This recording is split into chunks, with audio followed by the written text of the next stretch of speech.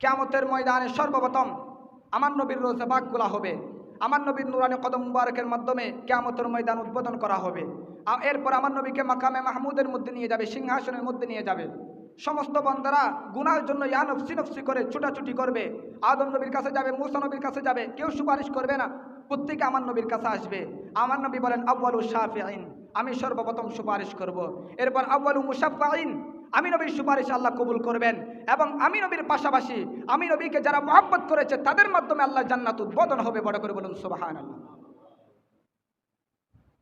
যে নবীর খাতির আমরা দামি, যে নবীর শান আজমতের কারণে আল্লাহ জান্নাতে সর্বপ্রথম আমাদেরকে প্রবেশ করার সুযোগ করে দেবেন, আমরা সেই নবীর শানে বেয়াদবি করি। বড় করে বলুন নাউজুবিল্লাহ। কত বড় সম্ভক্ত জালেম আমরা দেখেন, জিনার কারণে আমরা দামি, ওনার শান বলতে গেলে বাধার সম্মুখীন হতে হয়। বড় করে বলুন নাউজুবিল্লাহ।